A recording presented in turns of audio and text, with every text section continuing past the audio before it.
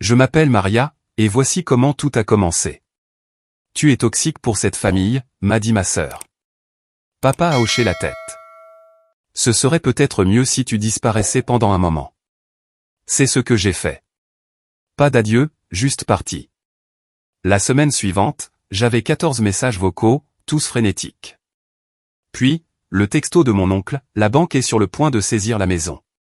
Les mots flottaient dans l'air, comme un gaz toxique. Ma sœur, Charlotte, se tenait sur le seuil du salon de nos parents, les bras croisés, le visage tordu par le mépris. Derrière elle, papa était assis dans son fauteuil en cuir, hochant lentement la tête, comme si elle venait d'énoncer une vérité profonde. Tu es toxique pour cette famille, a répété Charlotte, en articulant chaque mot comme si elle expliquait quelque chose à un enfant. Tout allait bien jusqu'à ce que tu commences à semer le trouble. J'étais venu pour discuter du fonds en fiducie que ma grand-mère nous avait laissé, celui qui était censé être divisé à parts égales entre Charlotte et moi. D'une manière ou d'une autre, au cours des 6 derniers mois, près de 70 000 € avaient disparu du compte. Quand j'avais interrogé maman à ce sujet, elle s'était mise sur la défensive. Quand j'ai insisté, elle a appelé Charlotte. Et Charlotte avait organisé cette réunion de famille. Semer le trouble? Ma voix est sortie plus bas que je ne l'avais prévu. Je pose des questions légitimes sur de l'argent qui m'appartient légalement. Papa a finalement pris la parole, sa voix lourde de déception. Ta mère et moi avons aidé Charlotte à traverser une période difficile. Eric a perdu son emploi. Ils doivent penser à Sophie et Dylan. Nous devons tous faire des sacrifices. Des sacrifices? Avec mon héritage? Tu vois. La voix de Charlotte est devenue stridente. C'est exactement de ça que je parle. Toujours tout ramener à toi. Toujours te faire passer en premier. Tu as un bon travail. Pas d'enfant. Pas de vraie responsabilité. Nous avions besoin d'aide. Alors vous auriez dû demander. Maman est apparue de la cuisine, s'essuyant les mains sur un torchon. Son visage paraissait fatigué, plus vieux que ses 62 ans. Ma chérie, nous allions te rembourser. C'était juste temporaire. J'ai relevé le temps du verbe au passé. Vous avez déjà tout dépensé? Charlotte a levé les yeux au ciel. Le camion d'Eric avait besoin de réparation. Sophie avait besoin d'un appareil dentaire. La vraie vie n'attend pas la permission. Quelque chose s'est brisé en moi. Ces gens avaient pris ce qui m'appartenait sans un mot, et maintenant, ils agissaient comme si j'étais la méchante pour l'avoir remarqué. J'avais conduit 3 heures pour avoir cette conversation, j'avais pris un jour de congé, et je m'étais préparé à une discussion difficile, mais nécessaire. Au lieu de ça, je venais de tomber dans une embuscade. Ce serait peut-être mieux si tu disparaissais pendant un moment, a dit papa, faisant écho aux sentiments de Charlotte. Laisse tout le monde se calmer. Tu contraries ta mère. J'ai regardé maman, attendant qu'elle le contredise, qu'elle me défende, qu'elle reconnaisse que ce qu'ils avaient fait était mal. Elle a détourné le regard. Cette nuit-là, assise dans mon appartement, je fixais les relevés bancaires auxquels j'avais enfin eu accès après avoir menacé d'engager une action en justice. 73 000 € envolés, par tranche, sur 6 mois. De nouveaux appareils électroménagers pour la cuisine de Charlotte. Le camion d'Eric. Un acompte sur un bateau dont ils avaient parlé à Noël. Les frais de scolarité d'une école privée. Des vacances en famille à Disney World auxquelles je n'avais pas été invité. Ils m'avaient volé. Puis, ils m'avaient fait passer pour la méchante parce que ça m'importait. Mon téléphone a vibré. C'était Charlotte. J'espère que tu es contente. Maman a pleuré toute la nuit. Papa dit que sa tension est au plus haut. Ça en valait la peine? J'ai éteint mon téléphone et j'ai ouvert mon ordinateur portable. La rage qui montait en moi depuis le début de la soirée s'est cristallisée en quelque chose de froid et de précis. Je n'étais plus en colère. J'en avais fini. Au matin, j'avais pris 3 décisions qui allaient tout changer. Premièrement, j'ai appelé Richard Chen, l'avocat qui s'était occupé de la succession de ma grand-mère. En moins d'1 heure, il a déposé une plainte officielle pour détournement de fonds en fiducie. Des poursuites pénales suivraient si la restitution n'était pas effectuée immédiatement. La fiducie avait des termes explicites, et mes parents, en tant que fiduciaires, les avaient violés de façon spectaculaire. Deuxièmement, j'ai appelé mon patron et demandé un transfert immédiat au bureau de Portland. Notre entreprise essayait de convaincre quelqu'un de déménager depuis des mois. J'avais toujours dit non à cause de la famille. Maintenant, la famille était précisément la raison pour laquelle je disais oui. Le poste était assorti d'une augmentation de 20% et commençait dans 2 semaines. Troisièmement, j'ai commencé à faire mes cartons. Je n'ai prévenu personne. Pas d'annonce, pas d'explication, pas de nouvelle adresse. J'ai changé de numéro de téléphone, ouvert une boîte postale à Portland et engagé des déménageurs. Mon bail d'appartement était mensuel. Ma voiture était payée. Je n'avais ni animal de compagnie, ni petit ami, rien ne me liait à cette ville, sauf des gens qui m'avaient clairement fait comprendre que je n'étais pas la bienvenue. Alors, je les ai pris au mot. La veille de l'arrivée des déménageurs, je suis allé au cimetière où grand-mère était enterrée. C'était une femme pleine d'énergie, vive et drôle, et farouchement protectrice de ses petites filles. Elle avait travaillé comme comptable pendant 40 ans, économisé chaque centime, et nous avait laissé à chacune un petit pécule parce qu'elle voulait que nous ayons une sécurité. Elle avait spécifiquement structuré la fiducie pour que nos parents ne puissent pas y toucher avant nos 30 ans. Mais il y avait une faille pour les urgences familiales, qui nécessitait l'approbation des 2 fiduciaires. Papa avait approuvé de prendre mon argent pour financer le style de vie de Charlotte. Maman avait donné son accord. J'espère que tu n'es pas déçu de moi, ai-je murmuré à la pierre tombale. J'ai essayé d'être la plus sage. Vraiment. Le transfert à Portland s'est fait plus vite que prévu. En 10 jours, j'étais installé dans un appartement moderne avec vue sur la ville, je rencontrais mes nouveaux collègues, et je découvrais que la vie existait au-delà du dysfonctionnement de ma famille. Jennifer, ma voisine de bureau, m'a invité à son club de lecture. La femme du 4B avait une invitation permanente pour le brunch du dimanche. Mon nouveau patron a loué mon éthique de travail.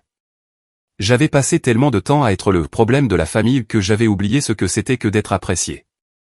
2 semaines après mon départ, mon ancien téléphone a commencé à sonner. Je l'ai gardé actif mais en mode silencieux, curieuse de voir combien de temps il leur faudrait pour remarquer mon absence. Le premier appel est venu de maman un mardi après-midi, puis un autre, puis 3 de plus. Le mercredi, papa avait appelé 2 fois. Charlotte a laissé un message vocal qui commençait par « Bon, ça suffit ce traitement par le silence ». Je l'ai écouté jusqu'au bout. Elle avait l'air agacée, pas inquiète, comme si je faisais exprès d'être difficile plutôt que d'être réellement partie. Le jeudi, le ton a changé. Message vocal de maman, ma chérie, s'il te plaît, rappelle-moi. Nous devons parler de quelque chose d'important. Ton père et moi sommes allés à ton appartement et le propriétaire a dit que tu avais déménagé. Ce n'est pas possible. Appelle-moi. Le vendredi a apporté la panique. Charlotte, mais où diable es-tu? Maman est en train de paniquer. Papa est allé à ton bureau et ils ont dit que tu avais été transféré à Portland. C'est quoi ce délire? Tu ne peux pas disparaître comme ça. En fait, si, je le pouvais. Ce sont eux qui me l'avaient dit. Samedi, mon téléphone a vibré avec un texto d'un numéro que je ne reconnaissais pas. Puis j'ai réalisé que c'était mon oncle, Case, le frère de maman. Nous nous étions toujours bien entendus, mais il vivait en Floride et nous parlions rarement. Tes parents m'ont demandé de te contacter. Ils sont très inquiets. Il y a aussi une situation juridique qui se développe. La banque est sur le point de saisir leur maison. Ils ont besoin de te parler du fonds en fiducie. C'est urgent. J'ai fixé ce message pendant une bonne minute. Puis j'ai appelé Richard. Ils ont des ennuis, a-t-il confirmé. La plainte que j'ai déposée a déclenché un audit de leurs finances. Il s'avère qu'ils utilisaient la fiducie comme leur tirelire personnel depuis des années, pas seulement récemment. Quand le tribunal a gelé les actifs restants et exigé la restitution, ils n'ont pas pu payer. Ils ont pris une deuxième hypothèque l'année dernière pour couvrir d'autres dettes, et maintenant, ils sont surendettés. À quel point? Ils risquent la faillite s'ils ne trouvent pas 60 000 € dans les 30 prochains jours. La procédure de saisie a déjà commencé. Quelque chose s'est tordu dans ma poitrine. Pas tout à fait de la culpabilité, mais pas non plus de la satisfaction. Et Charlotte? Elle est répertoriée comme bénéficiaire de multiples transferts. Si tes parents ne peuvent pas payer, elle est également responsable. L'entreprise de son mari est déjà en difficulté. Cela pourrait les détruire. J'ai pensé à Sophie et Dylan, 9 et 6 ans, qui n'avaient aucune idée que leurs parents avaient bâti leur vie confortable sur de l'argent volé. J'ai pensé à maman qui pleurait et à la tension artérielle de papa. J'ai pensé aux textos de Charlotte me traitant de toxique. Puis j'ai pensé à eux, prenant mon héritage et appelant ça de l'aide. À leur réunion pour me dire que j'étais le problème. À papa suggérant que je disparaisse. Quelles sont mes options, ai-je demandé à Richard. Vous pourriez abandonner les poursuites, les laisser garder ce qui reste, et tourner la page. Il a fait une pause. Ou, vous pourriez continuer. Vous récupéreriez probablement la plupart de votre argent, bien que cela les dévasterait financièrement au passage. Je l'ai remercié et j'ai raccroché. Pendant les 3 jours suivants, j'ai continué ma nouvelle vie tout en digérant ce que Richard m'avait dit. Le poids de la décision pesait lourd sur mes épaules, mais pas de la manière dont il l'espérait probablement. Je ne luttais pas contre la culpabilité de détruire ma famille. Je luttais avec la prise de conscience qu'ils s'étaient déjà détruits eux-mêmes bien avant mon départ. Le travail est devenu mon sanctuaire. La campagne marketing que je dirigeais gagnait du terrain, et ma nouvelle patronne, une femme brillante nommée Patricia qui avait bâti sa carrière à partir de rien, m'a prise à part après une présentation. Vous avez un vrai talent, m'a-t-elle dit. Le bureau de Portland attendait quelqu'un avec votre dynamisme. Où vous cachiez-vous? Derrière des obligations familiales, ai-je répondu avant de pouvoir me retenir. Elle m'a jeté un regard entendu. Eh bien, vous ne vous cachez plus. Continuez comme ça, et nous envisagerons un poste de direction d'ici le prochain trimestre. Cette conversation m'est restée en tête. Dans mon ancienne vie, j'avais refusé des promotions parce que Charlotte avait besoin d'aide pour la garde de ses enfants. J'avais manqué des événements de réseautage parce que maman avait besoin que quelqu'un la conduise à des rendez-vous qu'elle aurait pu gérer seule. Je m'étais faite de plus en plus petite pour accommoder les besoins de tout le monde, et ils avaient quand même décidé que j'étais le problème. Jennifer m'a invité à un vernissage ce jeudi soir. J'ai failli dire non par habitude, puis je me suis reprise. Il n'y avait plus de raison de dire non. Pas d'appel de dernière minute pour des urgences familiales. Pas de culpabilisation pour avoir manqué le dîner du dimanche. Pas de Charlotte débarquant à ma porte avec ses enfants parce qu'Eric travaillait encore tard. La galerie était dans un entrepôt reconverti du centre-ville, rempli d'artistes locaux et de vins qui étaient réellement bons. Jennifer m'a présenté à sa petite amie, une sculptrice nommée Maya, qui avait ce genre de confiance que j'apprenais à reconnaître chez les gens qui n'avaient jamais été amenés à se sentir comme un fardeau. Jennifer dit que tu viens d'emménager ici, a dit Maya. Qu'est-ce qui t'amène à Portland? Un besoin de distance, ai-je dit prudemment. Elle a hoché la tête comme si elle comprenait parfaitement. Parfois, la meilleure chose à faire est de tout recommencer quelque part où personne ne connaît ton histoire. Nous avons parlé pendant 1 heure d'art, de vie urbaine et de la liberté de se réinventer. Personne ne m'a posé de questions sur ma famille. Personne n'avait besoin de quoi que ce soit de moi. C'était enivrant. Quand je suis rentré ce soir-là, mon ancien téléphone affichait 6 appels manqués. Je l'avais laissé dans un tiroir, mais je pouvais encore l'entendre vibrer contre le bois. Je l'ai sorti et j'ai parcouru les notifications sans écouter aucun des messages. 3 de maman, 2 de Charlotte, un d'un numéro que je ne reconnaissais pas mais qui avait un indicatif régional de chez moi. Le texto de l'oncle Case est arrivé à 23 heures. Ta mère fait des crises de panique. Elle ne peut pas manger. Ton père ne dort plus. Quel que soit le message que tu essaies de faire passer, je pense qu'il est passé. S'il te plaît, rappelle-les. J'ai tapé et effacé 3 réponses différentes avant de me décider pour « le message que je fais passer, c'est que les actions ont des conséquences. Ils subissent les leurs. Je vis les miennes. » Sa réponse est venue immédiatement. Ce sont tes parents. Ils ont fait une erreur. Ils ont fait des dizaines d'erreurs en 6 mois, puis m'ont traité de toxique pour l'avoir remarqué. Ce n'est pas une erreur. C'est un schéma. Il n'a pas répondu. Samedi matin, je suis allé courir à travers Forest Park, me poussant dans des côtes qui me brûlaient les poumons. L'effort physique m'a aidé à clarifier mes idées. J'étais à Portland depuis 3 semaines, et je sentais déjà que je changeais. La tension constante que je portais dans mes épaules se relâchait. L'hypervigilance qui venait de l'attente permanente de la prochaine crise familiale s'estompait. Ma nouvelle voisine du 4B, une femme plus âgée nommée Ruth, arrosait ses plantes quand je suis rentré à l'immeuble. Elle m'a invité à prendre un café, et je me suis surprise à dire oui à nouveau. Son appartement était rempli de photographies de voyages à travers le monde, chaque surface racontant une histoire. J'ai quitté ma famille quand j'avais 32 ans, a-t-elle dit de but en blanc, en me tendant une tasse fumante. La meilleure décision que j'ai jamais prise. Je l'ai dévisagée. Comment le saviez-vous? Je reconnais ce regard, ce mélange de soulagement et de culpabilité résiduelle. Tu te demandes si tu es une personne horrible de te sentir heureuse alors qu'il souffre. Le suis-je? Non, ma chérie. Tu es une personne qui s'est enfin fait passer en premier. Il y a une différence. Elle s'est installée dans son fauteuil avec l'aisance de quelqu'un qui avait fait la paix avec ses choix depuis longtemps. Ma famille voulait que je sois d'une certaine manière, que je fasse certaines choses, que je sacrifie certains rêves. Quand j'ai refusé, ils m'ont dit que j'étais égoïste, ingrate, que je le regretterais. L'avez-vous regretté? Pas un seul jour, a-t-elle dit en sirotant son café. Parfois, la chose la plus bienveillante que tu puisses faire est de te retirer d'un système toxique. Cela force tout le monde à affronter ce qu'ils évitaient.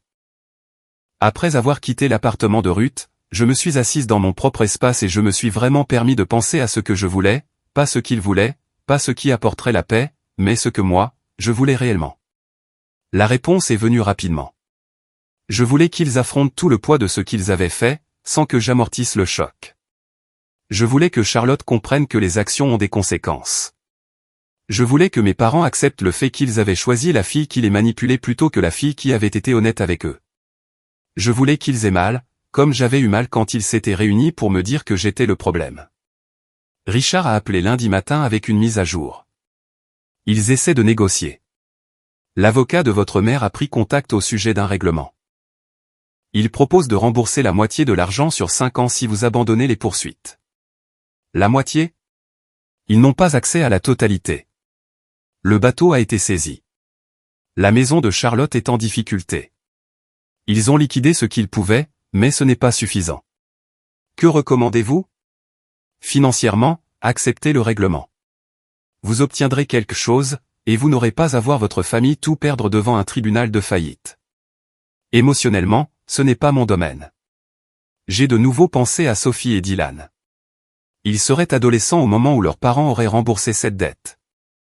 Ils grandiraient dans l'ombre de ce désastre, apprenant que la personne que j'étais avait détruit la famille pour de l'argent. Sauf que ce n'était pas vrai. Je n'avais rien détruit. J'avais juste arrêté de prétendre que la destruction n'avait pas lieu. Pas de règlement, ai-je dit à Richard. Restitution complète, ou nous poursuivons l'action en justice. Il est resté silencieux un moment. Vous êtes sûr?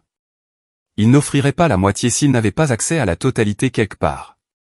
Ils essaient de minimiser leurs pertes. J'ai fini de subventionner leur confort. Très bien. Je vais les en informer. Les retombées de cette décision ont été immédiates. Mon ancien téléphone a explosé d'appels et de textos. Charlotte a laissé un message vocal hurlant que j'étais morte pour elle. Maman a envoyé un email décousu sur la loyauté familiale et le pardon. Le message de papa était plus court, j'espère que tu pourras vivre avec toi-même. En fait, je le pouvais. Mieux que je n'avais vécu avec moi-même en les laissant me marcher dessus. Tante Paula a appelé ce soir-là. Qu'est-ce que tu fais? Ta mère s'effondre. Charlotte parle de devoir retirer les enfants de leur école. Ton père est maintenant sous traitement pour sa tension. Est-ce vraiment ce que tu veux? Ce que je voulais, c'est qu'il ne me vole pas. Ce que je voulais, c'est qu'il s'excuse au lieu de me traiter de toxique. Ce que je voulais, c'est que ma propre famille me traite avec un respect élémentaire. Comme je n'ai rien eu de tout ça, ils peuvent faire face aux conséquences juridiques de leur vol. Ce n'est pas du vol quand c'est la famille. C'est précisément là que c'est du vol, Paula. Ils avaient une responsabilité légale en tant que fiduciaires. Ils l'ont violée. Il ne s'agit pas d'être mesquine. Il s'agit de tenir les gens pour responsables. Elle m'a raccroché au nez. Le travail m'a tendu une bouée de sauvetage. Plus tard cette semaine-là, Patricia m'a convoqué dans son bureau pour m'annoncer que nous avions remporté un client majeur, en grande partie grâce à la présentation que j'avais développée. Le contrat valait une somme à 6 chiffres pour l'entreprise, et elle voulait que je dirige l'équipe. Cela s'accompagne d'une prime substantielle, a-t-elle dit en faisant glisser un dossier sur son bureau. Et je vous recommande pour une promotion au poste de directrice principale. Vous êtes ici depuis moins d'1 mois, et vous surpassez déjà des gens qui sont avec nous depuis des années. J'ai regardé les chiffres sur le papier et j'ai senti quelque chose changer dans ma poitrine. Cette prime seule était plus que ce que Charlotte avait pris lors de certains de ses retraits. J'avais gagné cela par mon propre travail, mes propres compétences, mon propre dévouement. Personne ne me l'avait donné. Personne ne pouvait me l'enlever. Merci, ai-je réussi à dire. Remerciez-vous. C'est vous qui avez fait le travail. Patricia s'est penchée en arrière dans son fauteuil. Puis-je vous donner un conseil? Quoi que vous fuyiez, continuez à courir. Ça fonctionne. Ce soir-là, je suis allé dîner seul dans un restaurant que je voulais essayer. Je me suis assise au bar avec un verre de vin et mon ordinateur portable, répondant aux emails des clients et esquissant des idées pour la nouvelle campagne. Le barman, un homme de mon âge nommé Marcus, a maintenu le vin à flot et la conversation légère. Vous semblez différente de la plupart des gens qui viennent ici seuls, a-t-il dit pendant une accalmie. Comment ça? Vous avez l'air d'en être heureuse. La plupart des gens traitent un dîner en solo comme une punition. Vous avez l'air d'être exactement là où vous voulez être. Il avait raison. J'étais exactement là où je voulais être, dans une ville qui ressemblait à une possibilité plutôt qu'à une obligation, faisant un travail qui me mettait au défi, construisant une vie qui m'appartenait entièrement. Mon ancien téléphone a vibré dans mon sac, et je l'ai ignoré. Les messages vocaux ont continué d'arriver, 14 au total à la fin de la semaine. Maman, sanglotant qu'il pourrait perdre la maison. La voix de papa, tremblante, expliquant qu'ils avaient seulement emprunté l'argent parce qu'ils pensaient que je comprendrais. Charlotte, hurlant que je détruisais la famille pour de l'argent, que grand-mère aurait honte de moi. Ce dernier m'a presque fait rire. Grand-mère avait été très claire sur ses volontés. Elle m'avait dit une fois, pendant sa dernière maladie, qu'elle craignait que Charlotte ne manipule nos parents, et qu'elle avait mis en place la fiducie de cette manière spécifiquement pour nous protéger les unes des autres. Il s'est avéré qu'elle avait eu raison de s'inquiéter. Le changement dans leur ton, passant de l'agacement à la panique, était presque satisfaisant. Presque. Surtout, c'était simplement épuisant. Chaque message était un rappel des années que j'avais passées à être l'amortisseur de la famille, celle qui aplanissait les problèmes, faisait des sacrifices et maintenait la paix. Ils s'étaient tellement habitués à me voir dans ce rôle qu'ils semblaient sincèrement perplexes quant à la raison pour laquelle je ne sautais pas sur l'occasion de réparer le désastre qu'ils avaient créé. Richard a appelé avec une autre mise à jour. La date du procès est fixée dans 6 semaines. Vos parents se démènent pour trouver des actifs à liquider. L'avocat de Charlotte soutient qu'elle ne devrait pas être tenue responsable puisque les transferts ont été approuvés par les fiduciaires. Est-ce que ça va marcher? Peu probable. Elle savait d'où venait l'argent. Elle en a bénéficié directement. L'intention compte, et il est assez clair que toutes les personnes impliquées savaient que ce n'était pas légitime. J'ai passé les jours suivants à me plonger dans mon travail avec une intensité qui m'a surprise moi-même. Le nouveau client voulait une refonte complète de sa marque, et je me suis lancé dans des recherches et des sessions de stratégie. Mon équipe a bien réagi à mon style de direction, et j'ai réalisé que j'avais réprimé cette facette de moi-même pendant des années. À mon ancien poste, je m'étais toujours tenu, craignant de paraître trop ambitieuse ou trop exigeante. Ici, personne ne connaissait la version diminuée de moi que j'étais chez moi. Jennifer l'a remarqué lors d'un déjeuner d'équipe. Tu es une personne différente en réunion. Confiante, directe. C'est impressionnant. J'ai toujours été capable de ça, ai-je dit. Je n'étais juste pas dans un environnement où je sentais que je pouvais le montrer. Elle a hoché la tête pensivement. Les environnements de travail toxiques font ça. Ou les gens toxiques en général. Par expérience, j'avais un groupe d'amis à l'université qui me faisait sentir que tout ce que je faisais était mal, que j'étais toujours trop ou pas assez. Il m'a fallu 2 ans après l'obtention de mon diplôme pour réaliser que le problème, ce n'était pas moi. Elle a piqué un morceau de laitue. Je les ai tous rayés de ma vie. Je ne l'ai jamais regretté. Ces mots faisaient écho à ceux de Ruth, et j'ai commencé à voir un schéma. Les personnes qui s'étaient éloignées de situations toxiques disaient toutes les mêmes choses, soulagement, clarté, croissance. Pendant ce temps, les personnes encore empêtrées dans le dysfonctionnement insistaient sur le fait que la famille, c'est la famille, que le sang importait plus que le comportement, que je devrais être la plus sage. Être la plus sage, j'apprenais, n'était qu'un code pour être le paillasson. Travis m'a invité à sortir ce vendredi-là. Nous flirtions depuis quelques semaines, depuis qu'il m'avait entendu parler de kayak et m'avait proposé de me montrer les meilleures rivières de la région. Il était facile de parler avec lui, direct d'une manière qui semblait rafraîchissante après des années à naviguer dans la manipulation émotionnelle de ma famille. Divulgation complète, lui ai-je dit lors de notre premier dîner ensemble, je suis au milieu d'une situation familiale compliquée qui implique des poursuites judiciaires et beaucoup de drames. Si c'est un signal d'alarme pour toi, je comprends tout à fait. Il a réfléchi à cela en mâchant sa nourriture. Est-ce que c'est toi qui crée le drame? Non, je suis celle qui a refusé de prétendre qu'il n'existait pas, alors je ne vois pas de problème. On a tous des histoires de famille, a-t-il souri.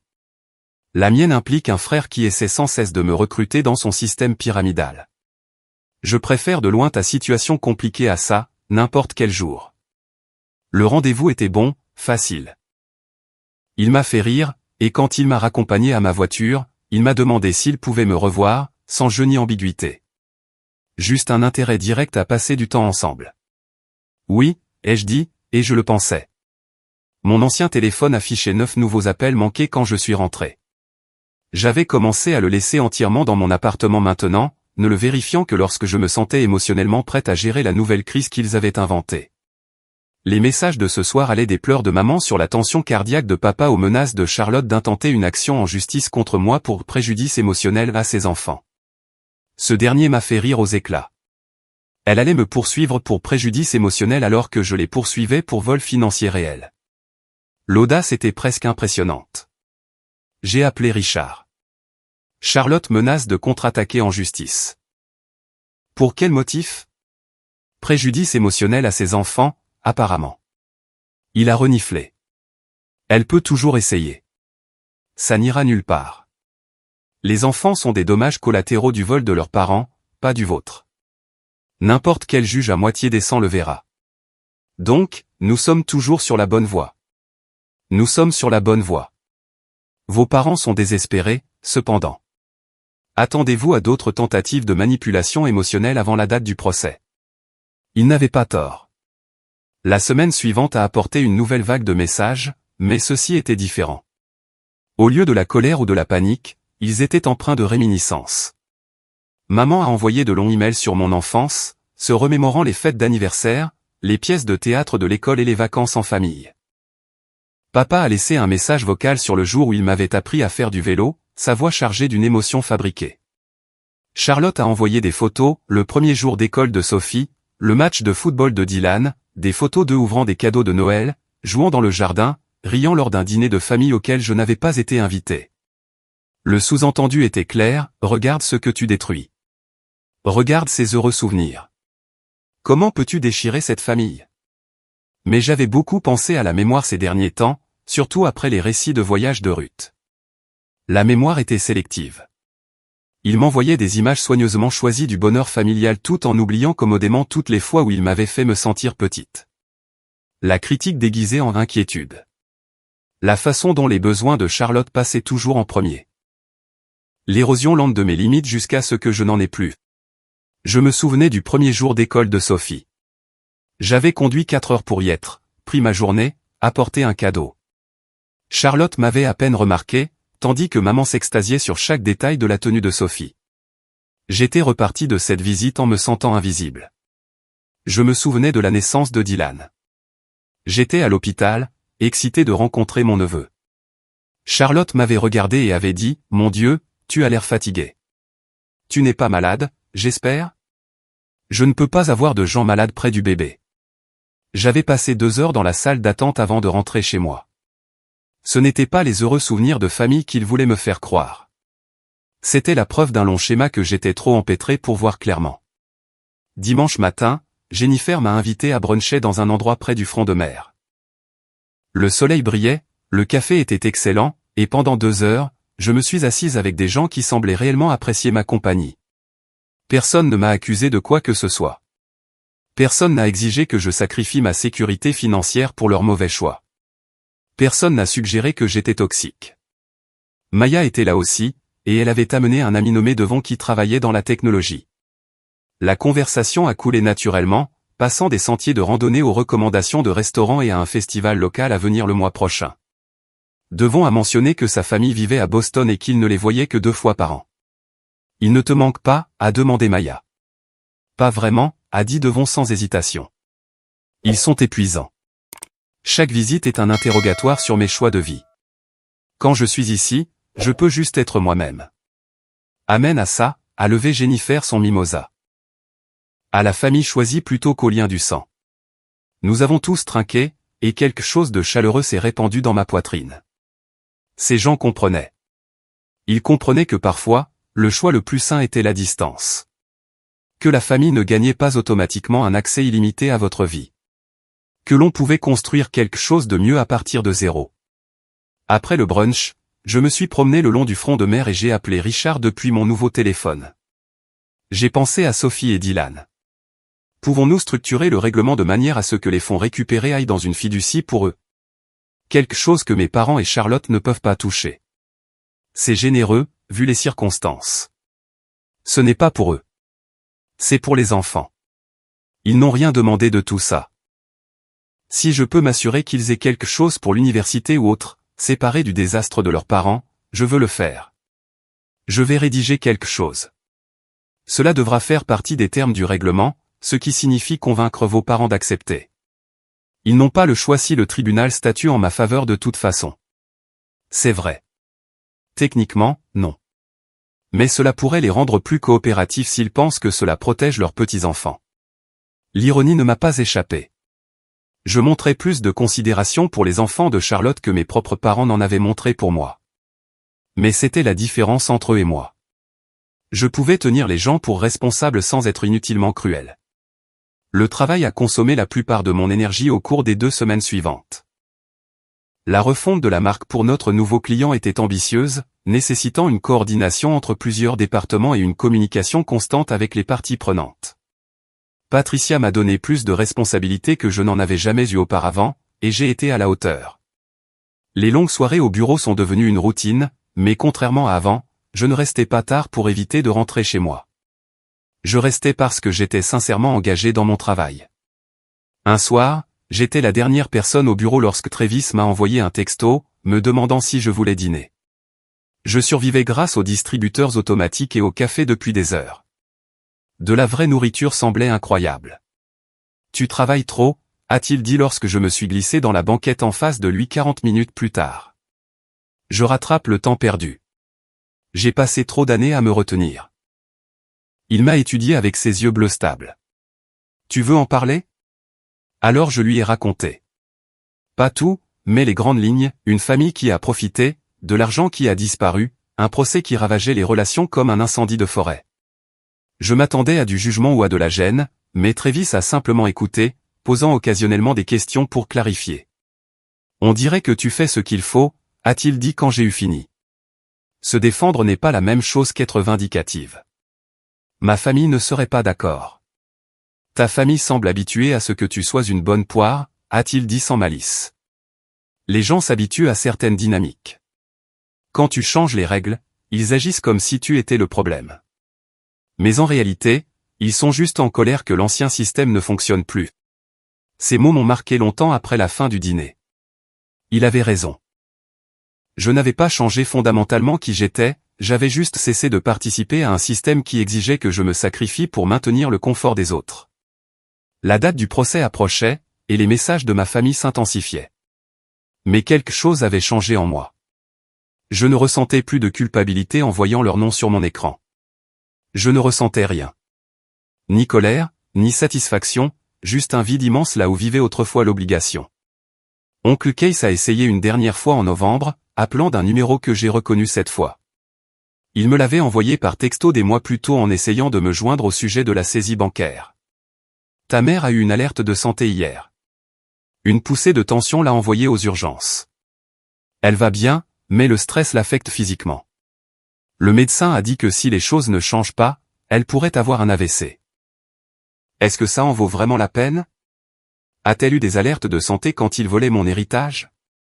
La tension de papa a-t-elle grimpé quand il dépensait mon argent pour un bateau? Ou est-ce que ces problèmes de santé n'ont commencé que lorsque j'ai demandé des comptes? Ce n'est pas juste. Rien de tout cela n'est juste, Case. C'est tout le problème. Ils ont fait des choix, et maintenant ils en subissent les conséquences. Je n'ai pas créé cette situation. J'ai juste cessé de la cautionner. Donc tu vas vraiment les laisser tout perdre? Ils perdent tout à cause de ce qu'ils ont fait, pas à cause de ce que je fais. Il y a une différence. Il a raccroché sans dire au revoir. 3 jours avant la date du procès, Richard a appelé avec une nouvelle inattendue. Vos parents ont déposé le bilan. Je me suis assise lourdement sur mon canapé. Qu'est-ce que ça signifie pour l'affaire? Ça complique les choses. Ils prétendent qu'ils ne peuvent pas payer. Le tribunal des faillites déterminera quels actifs il leur reste et comment les créanciers seront payés. Vous êtes maintenant une créancière, mais vous serez dans la file avec tout le monde. Donc, je pourrais ne rien récupérer. Vous récupérerez quelque chose, mais probablement pas la totalité. Peut-être 50, 60 centimes pour $1, si nous avons de la chance. À moins que, il a fait une pause. À moins que quoi? À moins que quelqu'un d'autre n'intervienne. Que veux-tu dire? Monsieur Thompson, le père d'Eric, a posé des questions. Il n'est pas content que ses petits-enfants soient pris dans cette histoire. Il est possible qu'il négocie directement avec vos parents pour couvrir la dette en échange du contrôle de leurs actifs restants. Est-ce que ça m'aiderait? S'il paie le règlement, oui, vous obtiendriez une restitution complète. Mais vos parents seraient essentiellement endettés envers lui au lieu de faire face à une décharge de faillite. Ce serait pire pour eux à long terme, mais mieux pour vous. J'aurais dû me sentir triomphante à cette possibilité. Au lieu de cela, je me sentais étrangement vide. Tiens-moi au courant si ça arrive. Je le ferai. L'audience de faillite est dans 3 semaines. Après avoir raccroché, je suis restée assise dans le silence de mon appartement, essayant d'identifier ce que je ressentais. Du soulagement, certainement. De la justification, peut-être. Mais aussi quelque chose de plus triste et de plus définitif. C'était ça. Le dernier fil qui me reliait à ma famille était sur le point d'être coupé, non pas par mon seul choix, mais par leur incapacité totale à prendre leurs responsabilités jusqu'au tout dernier moment. Ils ne s'étaient pas excusés. Ils n'avaient pas reconnu leur tort. Ils avaient juste trouvé quelqu'un d'autre pour les tirer d'affaire tout en croyant vraisemblablement que j'étais toujours la méchante dans cette histoire. J'ai appelé Travis. Tu veux passer? J'aurais besoin de compagnie. Il est arrivé 20 minutes plus tard avec des plats à emporter et du vin. Nous avons mangé sur mon balcon, regardant les lumières de la ville s'allumer alors que le soleil se couchait. Je lui ai parlé du règlement, du vide étrange que je ressentais, du fait de me demander si j'avais bien fait. Le regrettes-tu? A-t-il demandé. Non, mais je crois que je fais le deuil de quelque chose. De quoi? Pas de tels qu'ils sont, mais de la famille que je pensais avoir.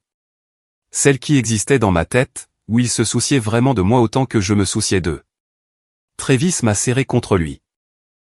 C'est la partie la plus difficile quand on fixe des limites avec des personnes toxiques. Tu dois pleurer la relation que tu voulais tout en acceptant celle qui existait réellement. Nous sommes restés là jusqu'à ce que le vin soit fini et que la ville se soit entièrement abandonnée à l'obscurité. Pour la première fois depuis que tout cela a commencé, je me suis permis de pleurer. Non pas parce que je regrettais mes choix, mais parce que ces choix m'avaient coûté le fantasme d'une famille qui n'avait jamais vraiment été la mienne. Le lendemain matin, papa a envoyé un long email décousu, plein de justifications et d'un ressentiment à peine dissimulé. En résumé, ils avaient fait ce qu'ils devaient faire, je surréagissais, et si j'aimais vraiment ma famille, je réparerais ça. Pas s'excuser, pas admettre leur tort. Réparer ça. J'ai rédigé ma réponse avec soin. Papa, tu m'as dit de disparaître. Je l'ai fait. Tu voulais que je quitte la famille. Je suis parti. Vous avez clairement montré que les besoins de Charlotte l'emportaient sur les miens, que ses enfants comptaient plus que ma sécurité financière, et que remettre tout cela en question faisait de moi la méchante. Je vous ai entendu. Quant à la situation du fonds en fiducie, c'est maintenant entre vous et le tribunal. Vous avez violé les termes d'un document légal. Il y a des conséquences à cela. Je n'ai pas créé ce problème.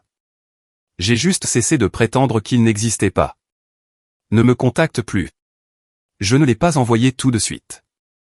Je suis resté avec pendant 1 heure, le lisant et le relisant, m'assurant que je pensais chaque mot. Puis j'ai cliqué sur envoyer. Les semaines suivantes ont été un chaos pour eux. Je le sais parce que tante Paula, la sœur de maman, a commencé à m'envoyer des textos. Contrairement à oncle Case, elle ne croyait pas à la version selon laquelle j'étais la méchante. Elle n'avait jamais aimé la façon dont Charlotte manipulait nos parents, et elle avait été furieuse quand elle avait appris le vol du fonds en fiducie. Ta mère essaie de vendre des bijoux pour trouver de l'argent, m'a dit Paula. Ton père a l'air d'avoir 10 ans de plus. Charlotte te rejette la faute pour tout, mais les parents d'Eric posent des questions sur où est passé tout leur argent. Tout s'effondre. Bien, ai-je dit, me surprenant de la sincérité de mes propos. Vas-tu les aider? Pourquoi le devrais-je? Paula est restée silencieuse un moment. Parce que c'est ta famille. Une famille ne se vole pas. Une famille ne te manipule pas quand tu poses des questions légitimes. Une famille ne te dit pas de disparaître pour ensuite paniquer quand tu le fais vraiment. Alors, c'est tout? Tu en as juste fini? J'ai regardé autour de moi dans mon nouvel appartement, la vie que je construisais sans eux. Je m'étais fait des amis ici. Mon travail était florissant. J'avais commencé à courir le matin, ce que je n'avais jamais le temps de faire avant parce que je traversais toujours l'État en voiture pour aider avec une crise familiale. Je dormais mieux, je mangeais mieux. L'anxiété constante qui avait habité ma poitrine pendant des années s'apaisait enfin. Oui, ai-je dit à Paula. J'en ai fini. 3 jours plus tard, Richard a appelé avec des nouvelles. Mes parents avaient déposé le bilan. La maison allait être saisie. Charlotte et Eric essayaient de trouver un plan de paiement avec le tribunal, mais la situation semblait sombre. Monsieur Thompson, le père d'Eric, avait apparemment exigé un compte rendu complet de l'endroit où l'argent de son fils était allé. Et quand il a découvert qu'il avait été utilisé pour payer les dettes de mes parents, il leur avait coupé les vivres. Il demande si vous accepteriez de témoigner que tout cela n'était qu'un malentendu, a dit Richard. Que vous aviez donné la permission pour les retraits. Absolument pas, c'est ce que je leur ai dit. Je voulais juste que vous l'entendiez de ma part. Pendant cette période, ma famille a fait plusieurs autres tentatives pour me joindre. Charlotte a créé une nouvelle adresse email pour m'envoyer des photos de Sophie et Dylan avec des messages comme « C'est ça que tu voulais ?» Blesser des enfants innocents? Maman a envoyé une lettre par l'intermédiaire de Paula parlant de pardon et de liens familiaux. Papa, étonnamment, n'a rien dit après ce seul email. J'ai bloqué la nouvelle adresse email de Charlotte. J'ai renvoyé la lettre de maman sans l'ouvrir. J'ai continué à construire ma vie à Portland. En décembre, près de 8 mois après mon départ, Paula a appelé avec une mise à jour. Mes parents avaient perdu la maison et emménagé dans un petit appartement de l'autre côté de la ville. Charlotte et Eric étaient séparés, bien que pas encore officiellement divorcés. Sophie avait des difficultés à l'école, et Dylan avait commencé à mal se comporter. La famille avait essentiellement implosé. Ta mère demande de tes nouvelles parfois, a dit Paula. Si tu vas bien, si tu es heureuse. Que lui dis-tu? Que tu t'épanouis.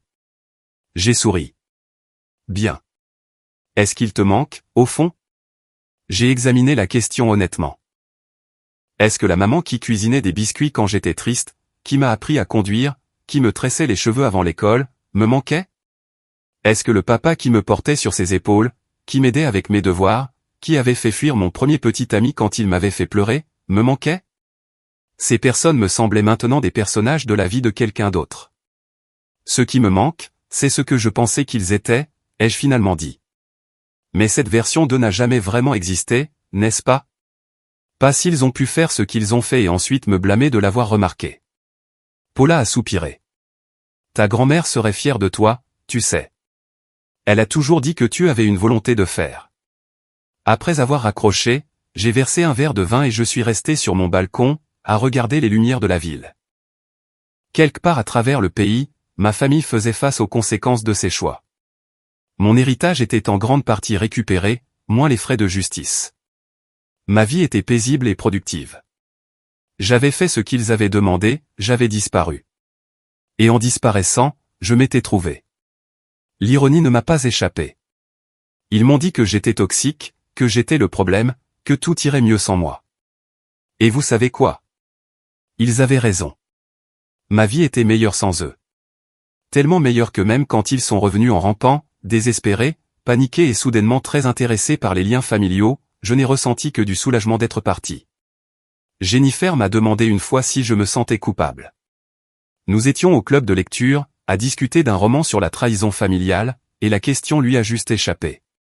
Tout le monde s'est tu, attendant ma réponse. Non, ai-je dit. Je me sens libre. Et je le pensais. La dernière fois que j'ai eu des nouvelles de Charlotte, c'était le jour de ce qui aurait été le 95e anniversaire de grand-mère, fin janvier. Elle a envoyé un texto d'un autre nouveau numéro, maman a eu une autre alerte de santé la semaine dernière. Une forte tension artérielle l'a envoyée aux urgences. Si tu as encore un peu de décence, tu devrais au moins prendre de ses nouvelles. J'ai fixé ce message pendant un long moment. J'ai pensé à la femme qui m'avait élevé, qui m'avait aimé à sa manière imparfaite. J'ai pensé aux visites à l'hôpital et au poids des obligations familiales. Puis j'ai pensé à elle, hochant la tête pendant que papa me disait de disparaître, à ses pleurs parce que j'avais posé des questions au lieu de rester silencieuse, à sa manière de cautionner le sentiment de droit de Charlotte à chaque occasion. J'ai effacé le message et je suis retourné au travail. Certains pourraient me trouver froide pour ça. Sans cœur, peut-être. Mais ces gens n'étaient pas là quand ma propre famille s'est réunie pour me dire que j'étais le problème. Ils n'ont pas vu leur héritage se faire voler pour ensuite être blâmés de s'en soucier. Ils n'ont pas eu à disparaître pour trouver la paix. J'ai appelé l'hôpital directement et j'ai payé la facture des urgences de maman anonymement. C'était plus qu'elle ne méritait, mais c'était aussi le dernier lien que je devais couper. Richard a géré la transaction par l'intermédiaire d'un tiers. Elle n'a jamais su que ça venait de moi. Paula a envoyé un texto, elle va s'en sortir. Il surveille sa tension. Elle n'arrête pas de demander après toi. Je n'ai pas répondu. La vie a continué. J'ai eu une autre promotion au travail en mars. J'ai commencé à fréquenter Travis plus sérieusement, et nous avons commencé à parler d'emménager ensemble. J'ai acheté un kayak et j'ai appris à naviguer sur les rivières autour de Portland. J'ai organisé Thanksgiving pour mes amis du club de lecture et j'ai réalisé que c'était les premières fêtes depuis des années que j'appréciais vraiment. Le soir du Nouvel An, près d'un an et demi après mon départ, mon téléphone a sonné. C'était un appel d'un numéro que je ne reconnaissais pas. J'ai failli ne pas répondre, mais quelque chose m'a poussé à décrocher. C'est ton père. La voix était plus vieille, plus rauque, mais indubitable. J'aurais dû raccrocher. Au lieu de ça, j'ai attendu. Ta mère est stable maintenant, elle gère sa tension avec des médicaments. Le divorce de Charlotte est finalisé. Elle travaille dans la vente maintenant. Eric est retourné vivre chez ses parents. Sophie est en 5e, elle va mieux. Dylan vient d'avoir 8 ans et est en 2e année. Pourquoi m'appelles-tu?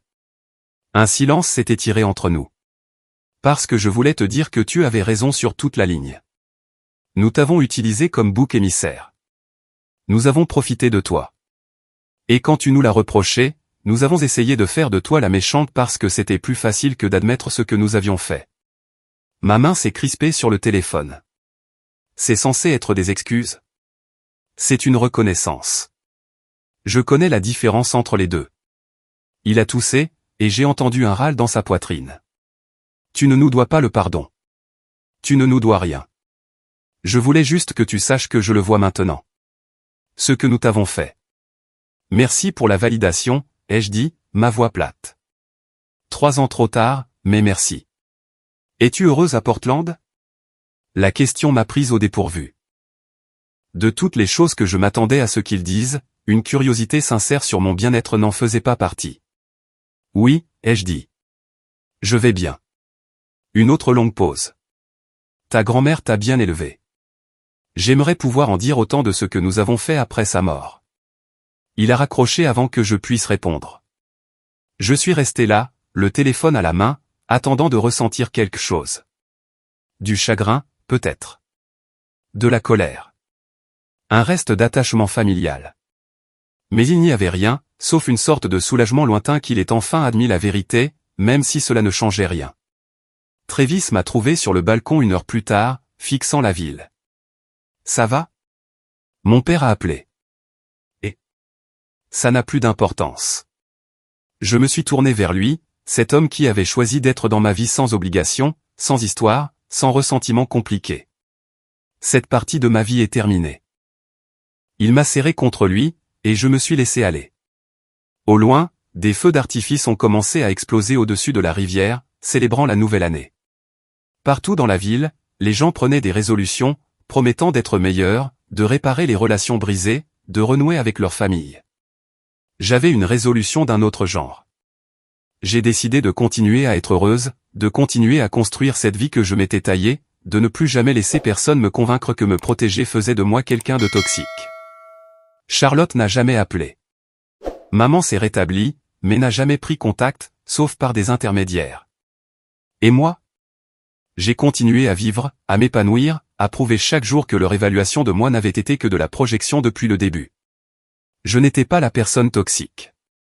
J'étais juste la seule assez courageuse pour partir. Et cela, il s'est avéré, a fait toute la différence.